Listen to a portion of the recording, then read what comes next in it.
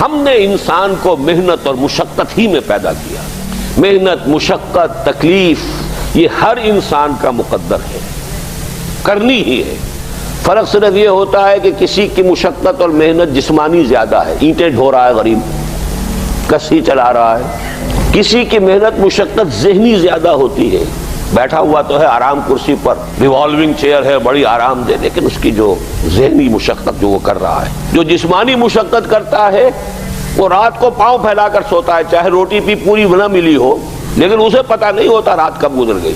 اور یہ دوسرے جو ہوتے ہیں انہیں رات کو بھی نیند نہیں آتی، مخملی گدیلوں پر بھی نہیں آتی. انہیں ضرورت ہوتی ہے ہپنوٹکس کی بھی، سیڈیٹیوز کی بھی، ٹرینکولائزرز کی بھی، یہ ساری چیزیں وہاں چلتی ہیں، اس لیے کہ ان کی جو کوفت ہے وہ کسی اور قسم کی. لیکن بچا ہوا کوئی نہیں ہے. محنت، مشقت، قرآن نے اتنی قسمیں کھا کر اللہ نے کہا ہے. ہم نے انسان کو، یہاں کسی انسان کی تخصیص نہیں ہے. محنت، مشقت، اور اس محنت مشقت کے ساتھ اس میں غالب نے ایک اور رنگ داخل کیا ہے، اس کے ساتھ غم بھی. مثلا حیوان اور انسان میں کیا فرق ہے؟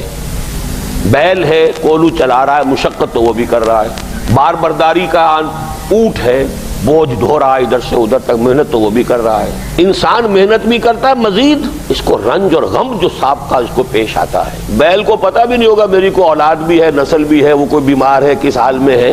گائے کو بھی اپنے بچے کی خبر ہوگی، وہ چھوٹا سا جب ہے دودھ پیتا ہے، اس کے بعد اسے کیا پتا وہ کہاں گیا کہاں نہیں ہے. انسان کو جو تکلیفیں جھیلنی پڑتی ہیں، پھر جو غم جھیلنے پڑتے، وہ حیوان کے لیے نہیں ہے، یہ انسان کے لیے. اسی لیے کہا غالب نے کہ قید حیات و بند غم اصل میں دونوں ایک ہیں. موت سے پہلے آدمی غم سے نجات پائے کیوں؟ تو یہ مشقت اور غم دونوں کو شامل کر لیجئے. انسان کا معاملہ حیوان سے بدتر ہے اس پہلو سے. کبھی کسی بیل کو، اونٹ کو وہ صدمہ نہیں ہوا ہوگا کہ بیٹا نے سینے تان کر کہا ابا جان آپ چھوڑیے، آپ کیا باتیں کرتے ہیں، آپ دقیانوسی باتیں کرتے ہیں، اب زمانے کا رنگ بدل گیا. وہ جو بوڑھے باپ کو جو اس وقت صدمہ پہنچتا ہے، یہی ہے وہ جس پر میں نے اپنی جوانی کھپائی ہے، جس میں میں نے اپنے آپ کو انویسٹ کیا ہے. آج یہ میرے سامنے کھڑا ہو کر کیا کہہ رہا ہے. اور یہ تو میں نے بڑی ہلکی مثال دی ہے. گالیاں دینے والے بھی ہیں، ماں باپ کو قتل کرنے والے بھی ہیں. مرتا نہیں ہے بڈھا کہ یہ مرے تو مجھے یہ ساری جائیداد ملے اور مجھے آزادی حاصل ہو. اے انسان، تجھے مشقت پر مشقت جھیلتے ہوئے، محنت پر محنت کرتے ہوئے ہی آگے بڑھنا ہے، اور پھر اپنے رب کے حضور میں پیش ہونا ہے. یہ اور مصیبت ہے. کسی اونٹ اور کسی بیل سے محاسبہ نہیں ہے وہاں. اس روز کہے گا کافر کاش میں مٹی ہوتا، انسان بنا ہی نہ ہوتا میں، جسے آج ہم بہت بڑا شرف سمجھ رہے ہیں، شرف انسانیت. کاش کہ میں مٹی ہوں، یہ انسان کی حیثیت مجھے دی ہی نہ جاتی کہ میں آج یہاں کھڑا ہوں جواب دے کے. حضور نے فرمایا کل نفس یغدو فبائع نفسہ فموتقھا وموبقھا. ہر انسان جب صبح آنکھ کھلتی ہے، رات کے سونے تک وہ اپنے آپ کو بیچتا ہے. کوئی جسمانی مشقت اپنی بیچ رہا ہے، شام کو 100 روپے لے کر آیا ہے، اس نے اپنی جسمانی محنت بیچی ہے نا. کسی نے اپنی ذہنی محنت، ذہنی صلاحیت بیچی ہے، چاہے وہ ڈاکٹر ہے، چاہے انجینئر ہے، کوئی اور ہے، وہ اپنی ذہنی صلاحیت بیچ رہا ہے بیٹھا ہوا اپنے کلینک میں، اپنے آفس میں. بائع نفسہ، اپنے آپ کو بیچتا ہے. یہ بیچنا تو ہر ایک کا ہے، ہر شخص بیچ رہا ہے اپنے آپ کو. کوئی بدبخت وہ ہے جو یہ ساری مشقت جھیل کر بھی رات کو جہنم لے کر آیا ہے گھر. مشقت بھی جھیلی اور لے کر بھی آیا آگ کے انگارے، اس لیے کہ حرام کاروبار کیا. کوئی وہ ہے جو اس مشقت کے بعد اپنے نفس کو جہنم کی آگ سے چھٹکارا دے کر آتا ہے. بیچا، جائز جگہ بیچا، جائز طریقے سے بیچا اس نے بھی، محنت اس نے بھی کی، مشقت اس نے بھی کی، لیکن اس نے اپنی مشقت کے نتیجے میں اپنے آپ کو برباد کر لیا. تو جب آزمائش میں کوئی پڑے گا تو پتا چلے گا نا کہ کھرا ہے یا کھوٹا ہے. آزمائش میں نہیں آیا، امتحان میں نہیں آیا، کوئی تکلیف آئی نہیں، تو وہ کھرے اور کھوٹے گڑمڑ رہیں گے، ملے جلے رہیں گے. دودھ کا دودھ اور پانی کا پانی جدا نہیں ہوگا. کیا لوگوں نے یہ سمجھا تھا کہ وہ چھوٹ جائیں گے صرف یہ کہنے پر کہ ہم ایمان لے آئے اور انہیں آزمایا نہ جائے گا؟ ہم نے تو آزمایا ہے ان سب کو جو ان سے پہلے آئے. تو یہ تو یوں سمجھیے کہ اس راستے کا ایک مستقل معاملہ ہے. جو آئے سوچ سمجھ کر آئے کہ یہ شہادت گاہ الفت میں قدم رکھنا ہے. لوگ آسان سمجھتے ہیں مسلمان ہونا. جس نے کہا آمنت باللہ، ہم نے آزما لیا. سچ مچ کا یہ ہم پر ایمان کا دعوے دار ہے یا جھوٹ موٹ کا دعویٰ کر رہا ہے؟ یہ سچ مچ کا عاشق ہے یا جھوٹ موٹ کا عاشق ہے؟ ظاہر بات ہے کہ امتحان نہ ہو، آزمائش نہ ہو تو کیسے ان کے مابین تمیز ہوگی؟ کہہ تو دیا سب نے آمنت باللہ. اب ذرا تھوڑی دیر کے لیے ہم بھی اپنے گریبانوں میں جھانکے. ہم بھی کہتے ہیں نا اللہ کا، ہمارا ایمان ہے اللہ پر، آخرت پر، رسول کا عشق کا بھی دعویٰ ہے. اور جب نعتیں ہم سنتے ہیں تو بڑے جھومتے ہیں، لیکن یہ کہ واقعتاً آدمی جھانکے اپنے قلب کی گہرائیوں میں کہ یہ ہم کتنے کچھ سچے ہیں اپنے اس دعویٰ ایمان. جہاں کوئی معاملہ آیا، اگر ہم اس دین کے اس حکم پر عمل کرتے ہیں تو اتنا نقصان ہوتا ہے، اس حکم کو پیچھے ڈال دیں تو اتنا نفع ہوتا ہے. سچ بتائیے کہ ہم میں سے اکثریت کا فیصلہ کس بات کی طرف جائے گا؟ دین کا حکم پس پشت، دنیاوی مفاد وہ مقدم.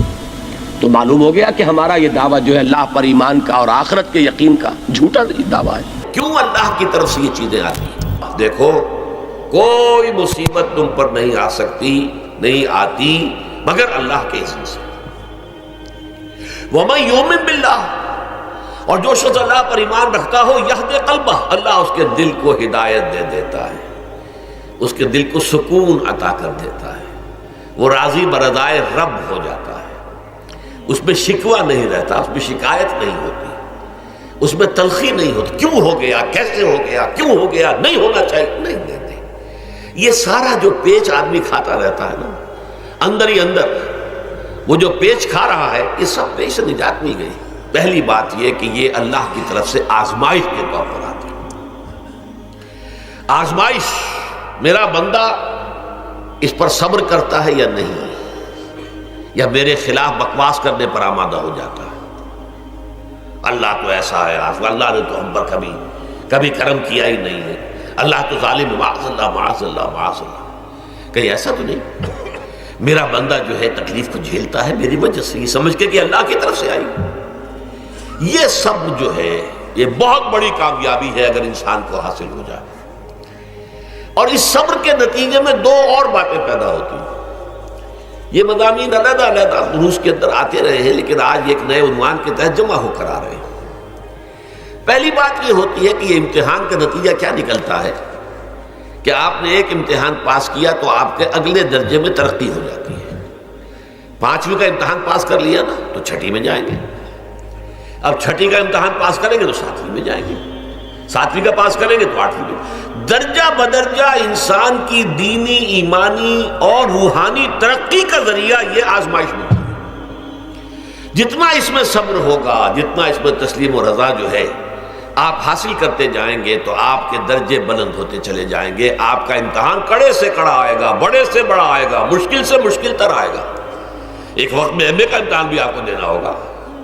ایک وقت میں ہو سکتا ہے پی ایچ ڈی کے لیے تھیسس آپ لکھیں، پھر اس کے اوپر جو ہے ٹیم بیٹھی ہوئی اور آپ سے وہ بحث کرے، جرا کرے آپ سے، وہ بھی کرنا ہوگا. لیکن یہ کہ اگر پرائمری ہی میں فیل ہو گئے تو اس کا سوال ہی پیدا نہیں ہوتا کہ کبھی آپ ایم اے کا یا پی ایچ ڈی کا تھیسس بھی لکھیں. اور اسی کو دوسرے انداز میں کہا گیا ہے قرآن مجید میں، وَلِيُبْلِيَ الْمُؤْمِنِينَ مِنْهُ بَلَاءً حَسَنًا. اصل میں ابلا کہتے ہیں، بلا یبلو جو ہے عربی زبان میں آتا ہے آزمانا. خلق الموت والحیات لیبلوکم ایکم احسن عملا. یہی معنی ابتلا کے میں، ابتلا یبتلی آزمانا.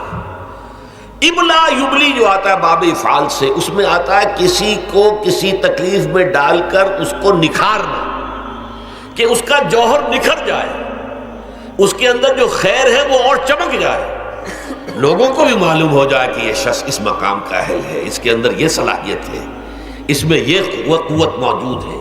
تو یہ گویا کہ اہل ایمان کی صلاحیتوں کو نکھارنے کے لیے اور ان کے درجات کی ترقی کے لیے بھی اللہ تعالیٰ دنیا کے اندر یہ مصیبتیں اور امتحانات جو ہیں آزمائش کے حوالے سے افراد پر بھی اجتماعی طور پر بھی لاتا ہے. اور ایک اس کا اور بھی ہے، اہل ایمان پر اس طرح کی ابتلاء و آزمائش کی ایک نوعیت اور بھی ہے، اور وہ یہ ہے کہ جو بھی آپ سے غیر ارادی طور پر یا یہ کہ آپ نے کوئی گناہ ارادی طور پر بھی کر لیا، اللہ تعالیٰ اس کی سزا اسی دنیا میں دے کر آخرت کی سزا سے محفوظ کر دیتا. گویا کہ اس سے بڑا خیر کیا ہوگا؟ یہاں کی سزا کیا ہے؟ جھیل لی آپ نے، بخار آ گیا، ٹانگ ٹوٹ گئی، چلیے 3 مہینے آپ بستر پر پڑے رہے نا، اور کیا ہوا؟ کچھ نہیں. لیکن یہ کہ آخرت کی سزا ملتی ہے بہت عظیم ہوتی ہے. لہذا کفارہ بناتا ہے اللہ تعالیٰ گناہ، ان جو بھی گناہ ہو گئے ہیں، غلطیاں ہو گئی ہیں، ان کا کفارہ اللہ تعالیٰ بندہ مومن کے لیے. حضور کی ایک حدیث ہے، اس کا متن مجھے اس وقت یاد نہیں ہے، کہ مومن کا معاملہ عجیب ہے، اسے کوئی تکلیف پہنچتی ہے صبر کرتا ہے، وہ اس کے گناہوں کا کفارہ بن جاتا ہے، اور اگر کوئی خوبی ملتی ہے تو اللہ تعالیٰ کا شکر ادا کرتا ہے، اس کے درجات بلند ہو جاتے ہیں۔ تو یہ معاملہ جو ہے اللہ تعالیٰ کی طرف سے بندہ مومن کے حق میں خیر، کہ در حقیقت اس کے ان گناہوں کی پاداش کہ جو اس نے یہاں کر لیے ہیں یہی دنیا میں دے کر دھو دیا جائے، پاک کر دیا جائے۔ جیسے آپ کو معلوم ہے دھوبی جو ہے کپڑے کو بھٹی میں چڑھاتا ہے، گرم پانی میں ڈالتا ہے کہ ڈالتا ہے تاکہ اس کا میل نکلے، اس کے آگے پٹکتا بھی ہے ذرا اس کو تاکہ وہ میل اچھی طرح چھٹ جائے اس سے۔ اسی طرح اگر دنیا میں ہمارے میل چھٹ جائیں، دنیا میں اگر ہمارے گناہ دھل جائیں تو یہ بڑے نفع کا سودا ہے، بڑے نفع کا سودا ہے، بڑے نفع کا سودا ہے۔ اس اعتبار سے آپ غور کیجئے کہ اگر یہ حقائق ہمارے سامنے رہے تو کیا کوئی تکلیف دنیا کی ہمیں بھاری محسوس ہوگی؟